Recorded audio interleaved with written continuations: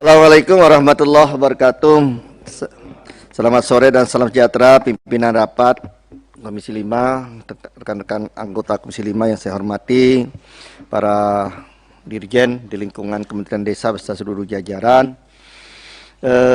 Mungkin tidak jauh berbeda juga dengan rekan-rekan yang lain, cuma saya melihat dari lokus-lokus yang ada berkaitan dengan program secara keseluruhan di lingkungan Kementerian Desa ini, tentunya sebagai pimpinan saya mengingatkan dengan mitra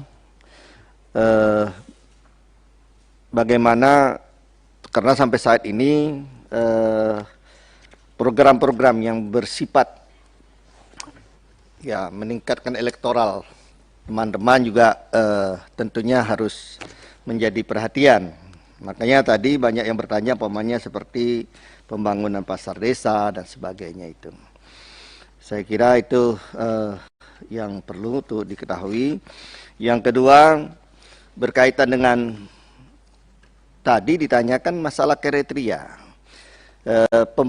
Pemerintahan desa, Kementerian Desa ini, filosofi awalnya karena memang cukup besar terhadap pemerintahan desa yang ada di kita, dan cukup banyak juga yang masih tertinggal maupun masih terbelakang ya. Kemudian berkaitan dengan peraturan perundang-undangan, mungkin ada persoalan untuk masuk di dalam secara keseluruhan di dalam pembangunan di pedesaan, maka waktu itu solutifnya membentuk Kementerian Desa yang tadinya kan awalnya ini kan merupakan Kementerian Daerah Tertinggal ya, yang tidak operasional. Sekarang kan diberikan operasional gitu. Nah, saya berharap memang seharusnya apa yang disampaikan oleh teman tadi, saya menyambung dari Pak Saharul Yadi. Kalau kriteria yang disampaikan oleh Pak Dirjen Pembangunan Daerah Tertinggal seperti tadi, sebenarnya banyak yang harus menjadi lokus kegiatan Kementerian Desa. Kalau yang apa disampaikan oleh Pak Dirjen tadi, karena masih banyak desa-desa kita. Macam saya lihat di sini kan cuma Kalbar ada beberapa saja gitu. Malahan Kuburaya hanya satu desa kalau tidak salah, atau dua gitu. Padahal daerah di sana ada yang lebih tertinggal dari, kalau dilihat dari tadi sarana prasarananya, daerah-daerah kepulauan itu. Nah, jalan saja ndak ada dia, jalan porosnya, jalan ini bahkan masih menggunakan sampan antar desa ya, antar RT saja dia masih menggunakan desa. Nah, tetapi dalam hal itu karena keterbatasan anggaran provinsi maupun kabupaten juga tidak tercakup. Seharusnya disitulah nanti perannya dari Kementerian Desa itu. Tapi kita ya mungkin ada terbatas regulasi berkaitan dengan syarat-syarat. Nah, tapi kalau tadi yang dibacakan seperti itu, saya kira sebenarnya seharusnya Kementerian Desa itu masuk ke situ. Gitu. Jangan berapa waktu yang lalu ya, pernah saya kunjungan reses komisi bersama di tempatnya Pak Ketua dulu di Kabupaten Sintang, malahan Kementerian Desa membangun jalan di ibu kota kabupaten. Jadi dari aspek ininya saya kira memang seharusnya tidak terjadi seperti itu. Itu mungkin argumen-argumen yang kita sampaikan perlu juga secara filosofi terhadap Kementerian Desa ini dibentuk.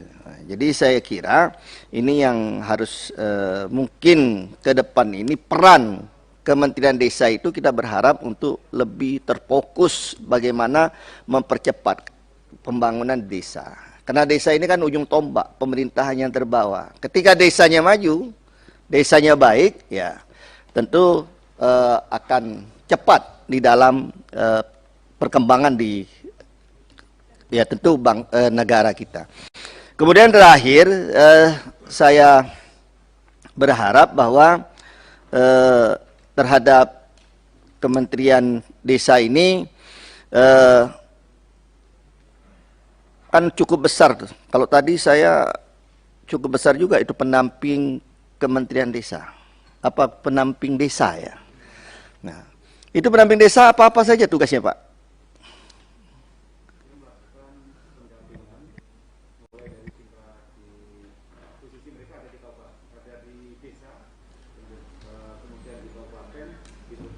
Nggak, pendampingan tugasnya apa itu?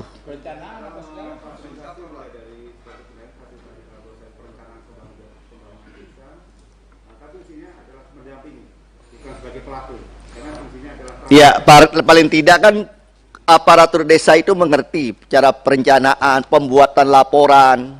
Nah, kan banyak sekarang program-program bukan hanya dari Kementerian Desa yang sampai ke desa itu. Dari Kementerian PU juga, padat karya dan sebagainya, juga dari kementerian-kementerian yang lain. Nah, tetapi SDM kita di desa kan masih sangat sangat jauh. Ada dua kemungkinan, pendamping desa itu pendampingnya sendiri tidak mengerti apa tugasnya sebagai pendamping. Ya tentu, iya. Apa dia yang harus lakukan? Saya khawatir nanti malahan pendamping desanya lebih pintar kadesnya daripada pendampingnya. Karena terus terang saja kita ini kan turun ke desa ini banyak program-program. Desanya tidak mampu untuk membuat laporan, untuk membuat bagaimana perencanaan. Nah, ini saya kira gimana nih? Dan saya juga belum pernah juga sampai saat ini ketemu dengan pendamping-pendamping di desa itu. Ya. Sekali-sekali itu coba koordinator itu ya koordinasilah dengan kita gitu. Jangan nunggu kami yang memanggil. Ya, kalau kita memanggil ini kan ya tahulah kalau sampai udah ke daerah bukan hanya tugas bermacam-macam tugas juga yang harus dilakukan. Sehingga kita ingin tahu juga. Belum ada rekrut kan sampai sekarang belum ada rekrut terhadap pendamping desa ya. Ya mungkin syaratnya pendamping desa itu ya harus benar-benar lah syaratnya dia yang digaji untuk memajukan bagaimana meningkatkan SDM di desa. Saya kira itu, terima kasih. Assalamualaikum warahmatullahi wabarakatuh.